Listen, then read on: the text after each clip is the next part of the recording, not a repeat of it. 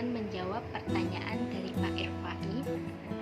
Langsung saja, pertanyaan yang pertama, jelaskan berdasarkan temuan mahasiswa di lapangan faktor apa saja yang menyebabkan terjadinya kesalahan penulisan ejaan, dan berikan contoh kesalahan ejaan yang sering muncul. Jawabannya, yang pertama, faktor yang menyebabkan terjadinya kesalahan penulisan ejaan karena kurangnya penguasaan kaidah penulisan ejaan, kurang ketelitian dalam menulis, keterbatasan waktu dalam pembelajaran menulis. Dan contoh kesalahan ejaan yang sering muncul nanti akan saya cantumkan pada deskripsi yang ada di bawah nanti. Linknya akan saya cantumkan di situ, bisa dilihat. Pertanyaan yang kedua, bagaimana langkah membedakan kutipan langsung dan kutipan tidak langsung dalam proses pengutipan? Jelaskan dan berikan contohnya. Jawabannya yaitu kutipan langsung biasanya digunakan oleh penulis di awal kalimat dan disertakan tahun beserta halamannya. Sedangkan kutipan tidak langsung, nama penulis selalu diletakkan di akhir kalimat dan juga menyertakan nama penulis beserta tahun terbitnya sumber tersebut. Dan contohnya nanti akan saya cantumkan juga pada deskripsi. Nanti linknya ada di situ, bisa dilihat. Langsung pertanyaan yang ketiga, apa perbedaan dari biografi dan bibliografi?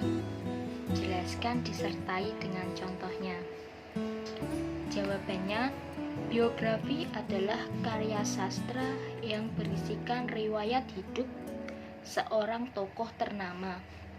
Biografi berasal dari bahasa Yunani, yaitu dari kata bios dan grafian. Kata bios berarti hidup dan grafian berarti menulis.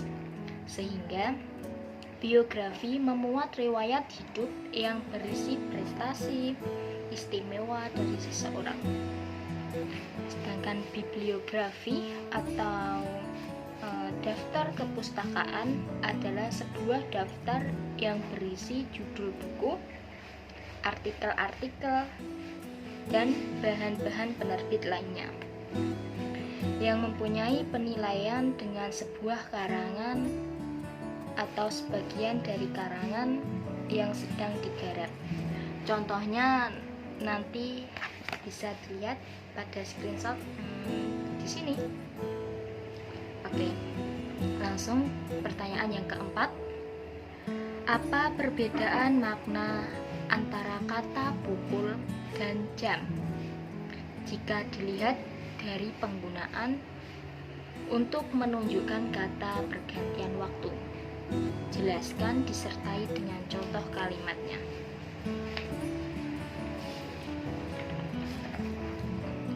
Yaitu kata pukul jarang digunakan sehari-hari dan kebanyakan digunakan untuk hal yang lebih formal seperti di undangan maupun acara televisi. Sedangkan kata jam untuk menunjukkan waktu, misal pada jam 2 siang kita pulang dari sekolah, atau bisa juga jam menunjukkan masa atau jangka waktu yang sering juga kita sebut sebagai. Contohnya nanti bisa dilihat di sini. Pertanyaan yang nomor 5, bahasa berdasarkan hakikatnya merupakan sistem bunyi bermakna. Jelaskan pernyataan tersebut dan apa kaitannya antara sistem bunyi bermakna dengan penggunaan bahasa. Jawabannya itu sistem bunyi bermakna merupakan susunan kumpulan dari lambang-lambang bunyi seperti A, B, C, D, E, F, dan seterusnya. Dinyatakan sebagai sistem karena lambang-lambang bunyi harus disusun berdasarkan pola kebahasaan yang telah disepakati oleh masyarakat pemakai bahasa, sehingga lambang-lambang bunyi tersebut memiliki makna atau bermakna. Kaitannya dengan penggunaan bahasa, bahasa dinyatakan sebagai lambang bunyi yang arbiter. Karena lambang-lambang bunyi tersebut adanya berdasarkan kesepakatan masyarakat pemakai bahasa yang bersangkutan. Masyarakat pemakai bahasa memiliki kesewenang-wenang dalam menentukan lambang-lambang bunyi bahasa. Contohnya, masyarakat yang memakai bahasa Jawa memiliki lambang bunyi bahasa yang berbeda dengan masyarakat pemakai bahasa Arab, Cina, Latin, Sanskerta. Begitu juga dengan masyarakat yang lain juga yang memiliki lambang bunyi bahasa sendiri-sendiri. Pertanyaan yang keenam, mengapa sering terjadi kesalahan penulisan tanda koma? Jelaskan disertai 5 contoh kesalahan tersebut. Langsung pada jawabannya, yaitu karena pengaruh bahasa ibu terhadap bahasa kedua, lingkungan tempat tinggal siswa, kompetensi bahasa Indonesia siswa yang rendah, sikap siswa yang kurang peduli akan penggunaan bahasa Indonesia yang baik dan benar, dan karena rendahnya minat baca siswa. Selain itu, penyebab kesalahan penggunaan kata dan tanda baca juga dipengaruhi oleh faktor guru. Antara lain, guru masih menggunakan metode pembelajaran tradisional atau konseptual, dan guru jarang menggunakan media pembelajaran. Contohnya dapat dilihat di sini. Langsung pada pertanyaan yang ke-7. Di sini, apa perbedaan dari tanda titik 2 dengan titik koma? Jelaskan disertai 2 contoh penggunaan tanda tersebut yang benar. Oke, jawabannya secara garis besar perbedaan keduanya dapat ditenggarai melalui kata sebelum dan sesudahnya. Bila memuat perincian, maka kita menggunakan titik koma. Sementara untuk titik 2 penggunaannya lebih beragam. Seperti titik 2 digunakan di akhir dari suatu pernyataan lengkap. Contohnya bisa dilihat di sini. Kemudian ada titik koma digunakan sebagai pengganti kata penghubung untuk memisahkan kalimat setara yang satu dari kalimat setara yang lain dalam kalimat majemuk. Contohnya bisa dilihat di sini. Oke, kemudian kita berlanjut pada pertanyaan yang nomor 8.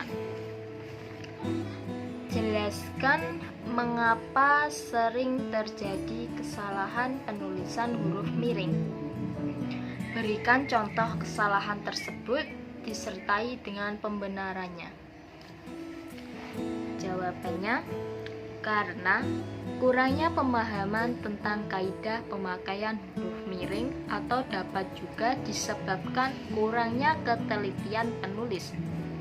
Perlu diingat bahwa dalam tulisan tangan, huruf atau kata yang akan dicetak miring diberi set Inggris di bawahnya. Contohnya bisa dilihat di sini. Lanjut pada pertanyaan yang terakhir ini, jelaskan bentuk kesalahan penulisan konsonan dan vokal pada karya tulis ilmiah, dan berikan contoh kesalahan tersebut disertai dengan pembenarannya. Jawabannya yaitu bentuk kesalahan penulisan konsonan dan vokal yang sering terjadi adalah hilangnya vokal dan konsonan. Yang kedua, penyisipan huruf vokal atau konsonan yang salah dan tidak perlu. Kosakata asing yang sering muncul atau yang tersirir pergantian huruf vokal atau konsonan yang salah dalam KBBI. Contohnya nanti bisa dilihat di sini. Oke, terima kasih. Cukup sekian dalam pembuatan video ini menjawab pertanyaan dari Pak Irfai. Jika ada kesalahan dalam penyampaian jawabannya, kesalahannya disengaja maupun yang tidak disengaja, saya minta maaf yang sebesar-besarnya. Wabillahi taufiq wal hidayah. Assalamualaikum warahmatullahi wabarakatuh.